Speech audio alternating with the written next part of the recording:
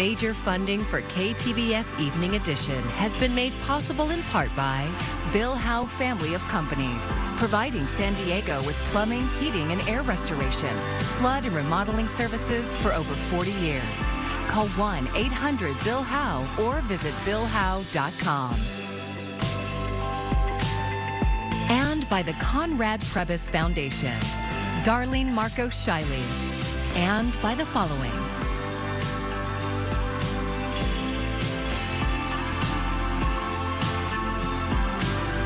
And by viewers like you. Thank you.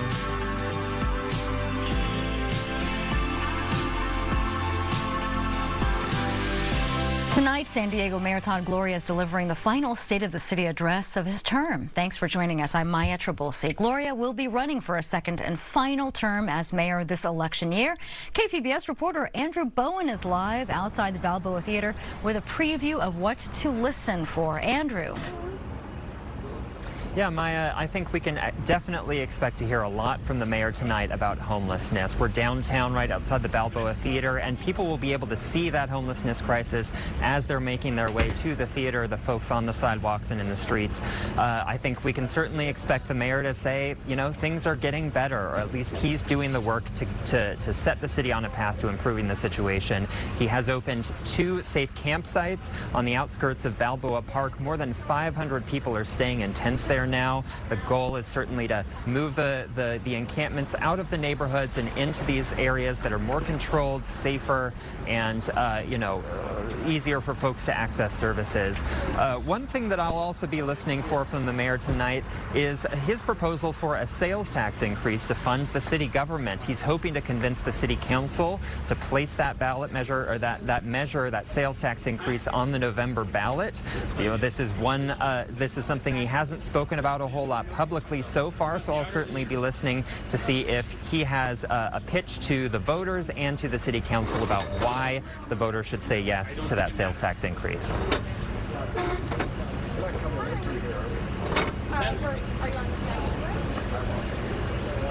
What's your last name? What's your last name?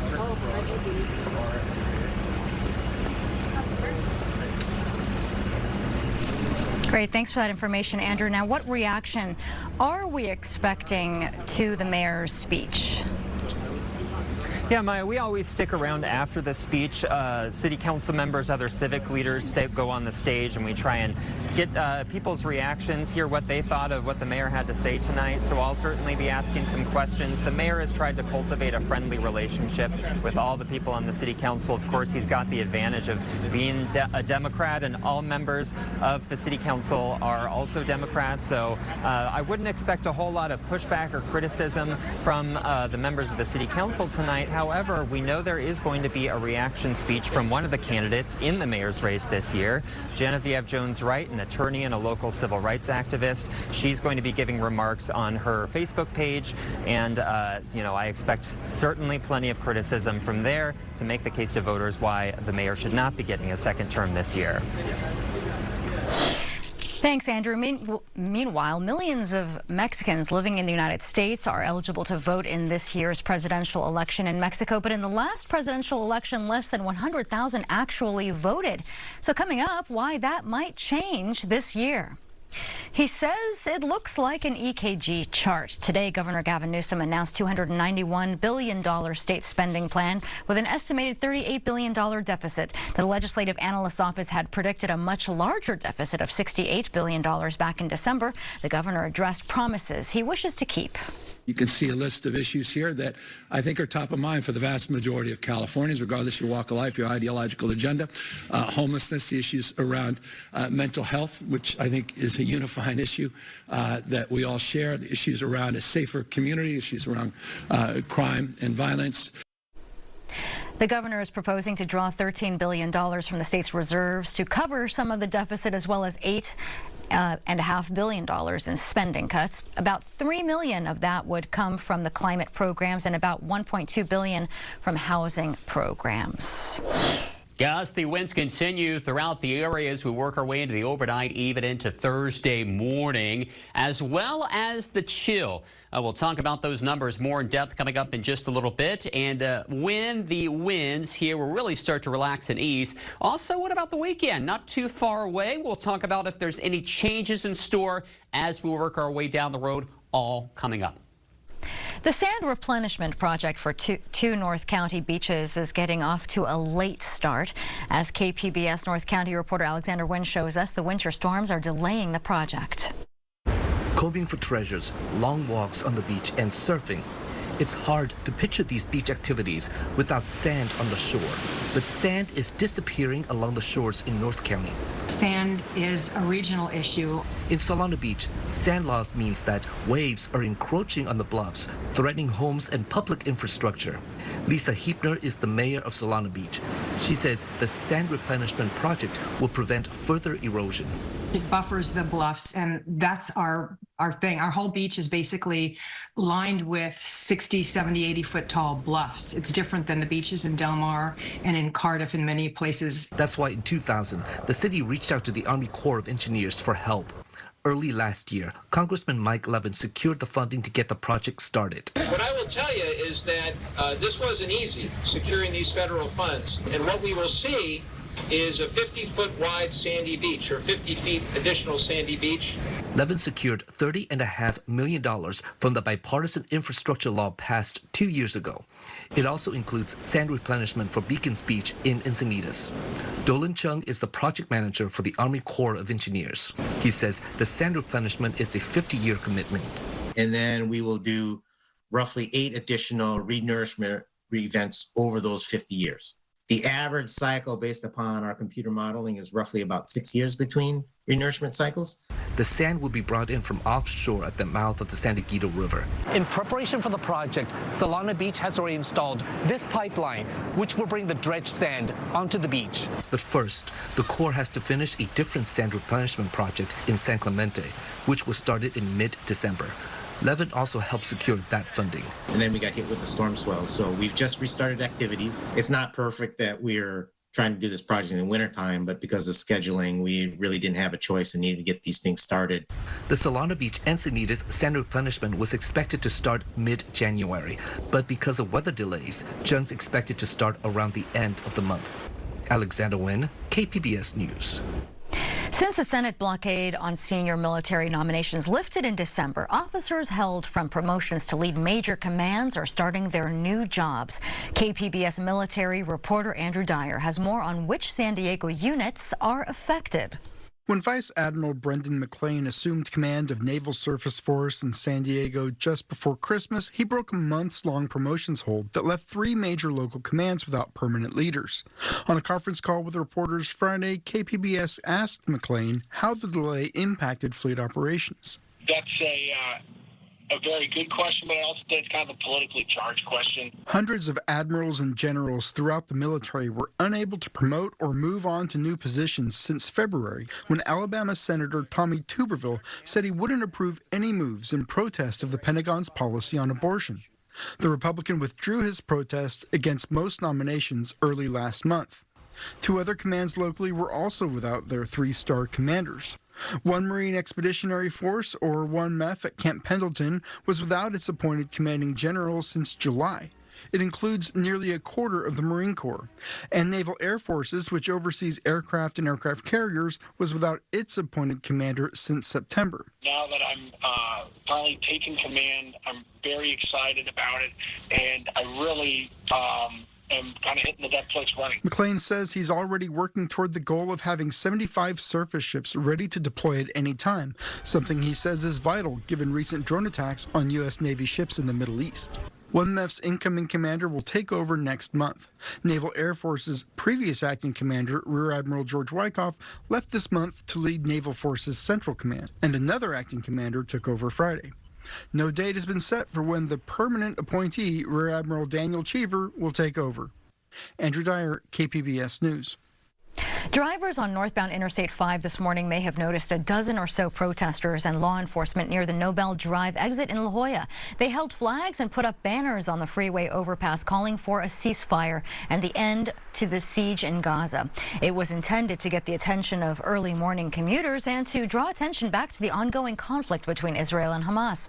The protests started at roughly 7:30 this morning. The people gathered were part of Palestinian Youth Movement of San Diego, including Janine Erakat.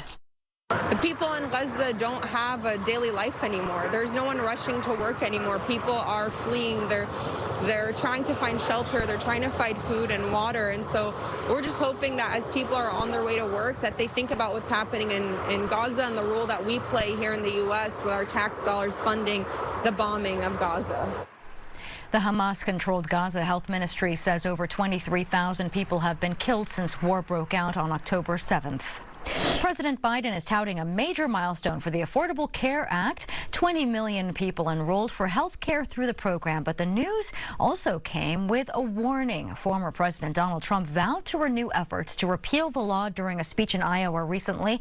President Biden says it would be a catastrophe to raise health care costs for millions of Americans who rely on the marketplace for their coverage. Millions of Mexicans living in the United States are eligible to vote in Mexico's upcoming presidential elections. KPBS border reporter Gustavo Solis spoke with experts about why their votes might matter more than ever. There's going to be a huge presidential election this year. Well, yes, there's that one, but that's not the one we're talking about. Celebramos el quinto aniversario del triunfo. There's also going to be a presidential election in Mexico.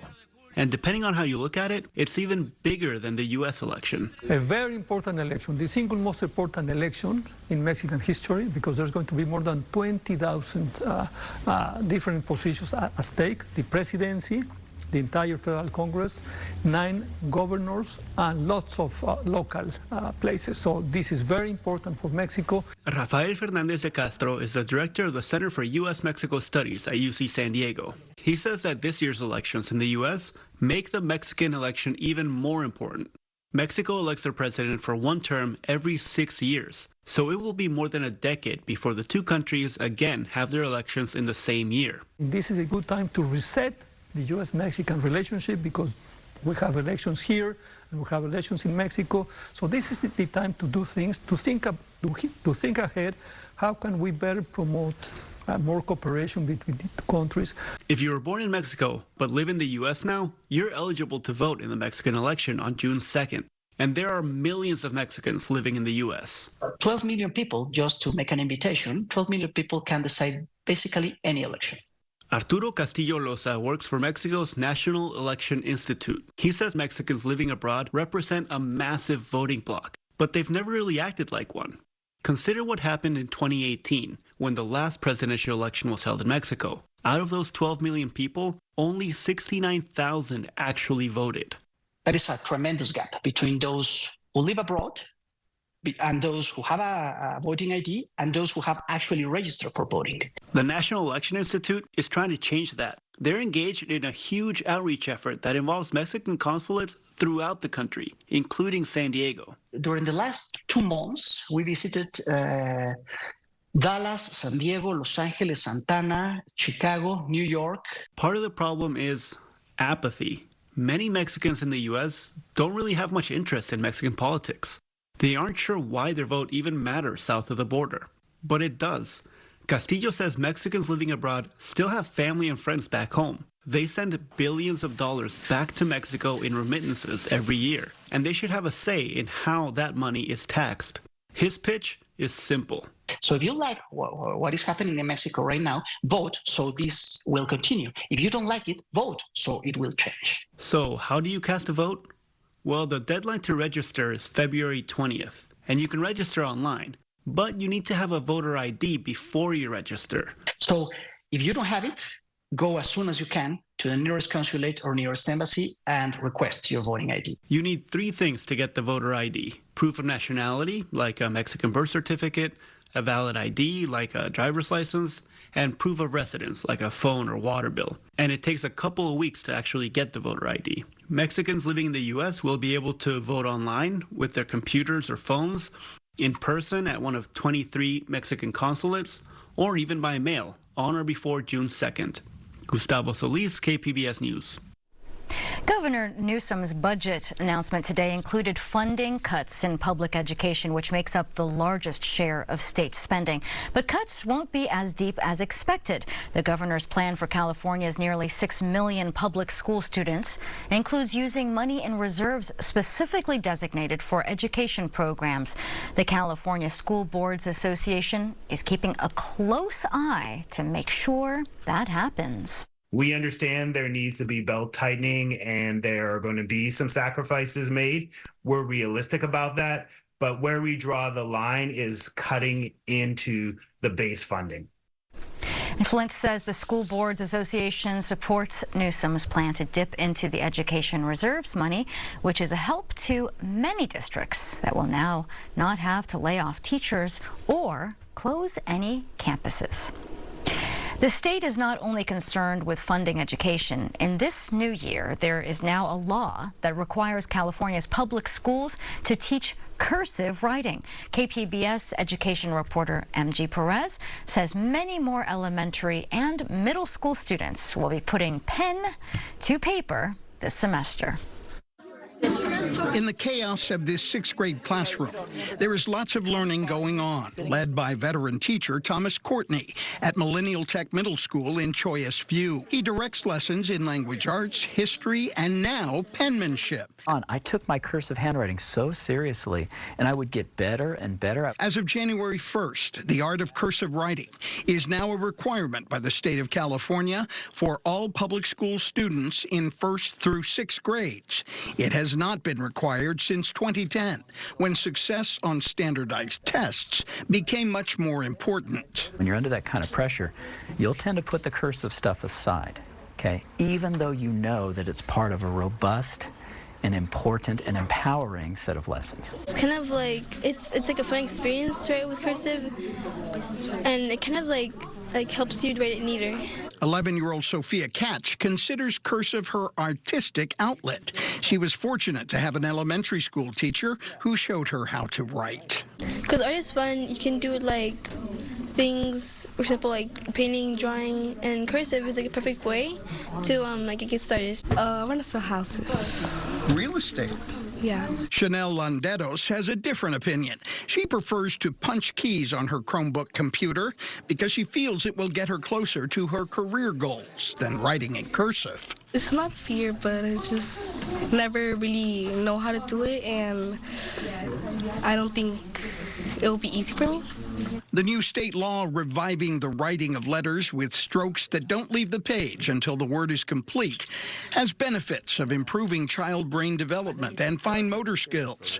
That will take some convincing for students who have never known another way. You're more efficient? Are you a better student if you type? Yeah. Why? Because on typing, I'm really used to typing really quick, so I can do my work quickly while also thinking fast. Mr. Courtney is excited to see where this experiment takes his class. That their work on paper is art to them, right? You lose that, what else do you lose? Can I measure that on a standardized test? I don't think so. Can I see it in my classroom? 100%. MG Perez, KPBS News.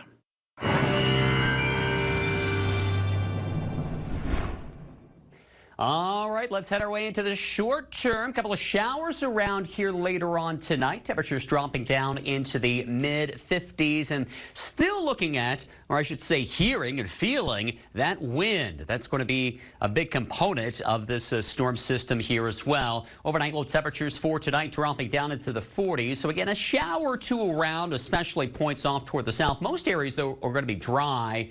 And again, wind is the big story. Now, along with the wind, we're going to talk about conditions for tomorrow, looking at some of that wet weather sliding its way out over the higher terrain toward Mount Laguna, where we can also see some mixing with some snow going on here. Temperatures held down into the 60s around Oceanside as well as Chula Vista. Lots of advisories out going this evening into Thursday evening in terms of high surf advisories. We also have coastal flood advisories out this evening into Thursday evening, and this all boils down to a lot of a wind, choppy surf, right? So we're talking about these wind advisories and high wind warnings out over the higher terrain. That's where the highest winds will be along Interstate 8 and 10 going right into Thursday morning. Let's take you through time here, and you can see some of that precipitation slide south, but looking at a shower or two, that's about it. And again, some lighter snows here over the higher terrain. And then we completely cleanse the atmosphere. We're going to be dry here as we work our way down the road out toward the coast. Look at this. Well, we stay down in the low to mid 60s. Overnight low temperatures dropping down into the 40s as we head our way into the weekend. Interior valleys, they're looking at some sunshine as we head our way into the weekend. We're going to stay cool, perhaps turning the corner, so to speak, as we head into Monday, approaching that 70-degree mark. A little bit of an icy mix going on here Thursday over the interior mountainous terrain, as I mentioned, and then gradually, again, we'll start to see some of those numbers climbing as we look into the deserts. And notice temperatures back into the 60s, and we're talking about some sunshine, still a windy start on Thursday. For KPBS News, I'm meteorologist Justin Pavic. I'm Amna Nawaz. Tonight on the NewsHour, the threat Houthi rebels pose to shipping in the Red Sea after their largest attack yet. That's coming up at 7 after Evening Edition on KPBS. Hundreds of San Diegans who shop at Walmart will soon have to find new locations to get their groceries. The company announced today 2 local stores will close on February 9th. Those locations are Imperial Avenue in Logan Heights and the store inside Parkway Plaza Mall in El Cajon. One El Cajon shopper says they hope the area will be used for something else. You don't see that many people shopping here. It would be wiser for them to build housing here for low income, or, you know, maybe with a strip mall or whatever small business is for people that can shop in their little stores or whatever. Employees of both stores are eligible to be transferred to other Walmarts in the area. The Chula Vista City Council has made its plan to reopen Harborside Park official. Last night, city leaders voted to set aside $1.2 million of city infrastructure funding to renovate the park. Plans include redoing the basketball courts and adding a new ranger station. It's expected to take at least 8 months. Harborside Park has been closed for more than a year and a half after the city council shuttered it to evict dozens of unsheltered people who were living there. City leaders considered putting housing on the site, but changed course after dozens of residents mounted a campaign to save the park. It was a mystery last fall. Millions of bees died at a North County sanctuary, and at first, no one was sure why. KPBS reporter Jacob Ayer says now there are some answers.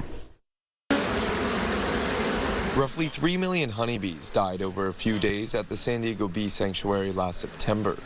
That was about 2/3 of their bee population. You know, all these colonies here, you just see piles of dead bees, pile of dead bees, pile of dead bees. Dominic Peck and Paul Gunn are co-owners of the company, which rescues and relocates bees throughout the county. I'm here at the San Diego Bee Sanctuary at their Valley Center site with about 1.5 million remaining bees. And while these ones are doing healthy, the ones at their Escondido site didn't have the same fate. The question was why so many bees died. The County Department of Agriculture ran tests and found the bees tested positive for roughly twice the toxic dosage of fipronil, a chemical usually used to control insects like ants and termites. At this point, the source of that fipronil is undetermined.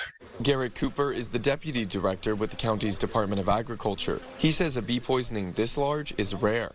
We had surveyed a lot of the pest control businesses that were, provided use reports and were in that area. None of them had used that insecticide. We also looked at the ag operations. James Nye is a bee expert and professor of biological sciences at UC San Diego. He says mass bee die-offs do happen. In fact, Nye says the research apiary at UCSD saw about 8 colonies die around the same time. And certain pesticides like fipronil are one reason for these mass deaths. Yes, we have the ability to breed more bees and restore the population, but they're very unhealthy. It's hard for beekeepers to maintain good colonies without a lot of work. Nye says overall bee populations in the state have remained relatively stable, but when bees die, that can affect plant pollination and agricultural yields. As for the San Diego Bee Sanctuary, The new report provides some answers, but they still have more questions. It's kind of nice to know what it was.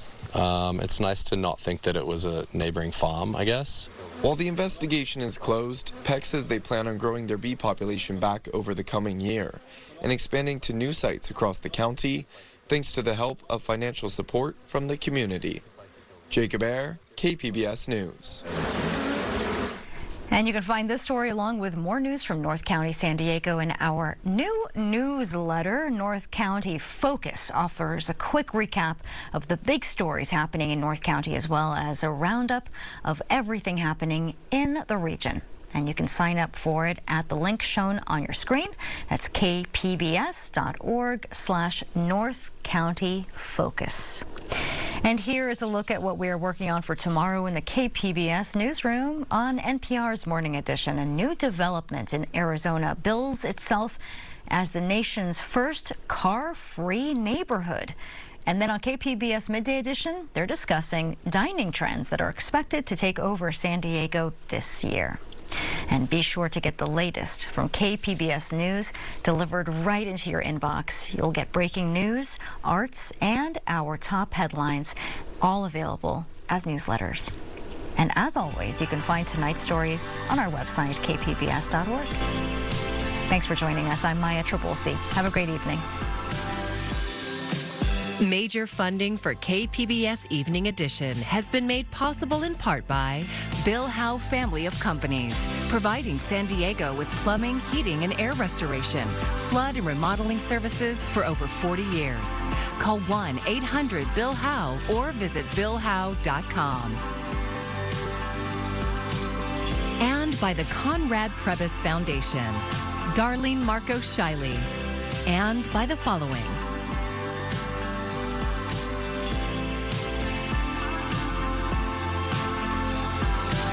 And by viewers like you. Thank you.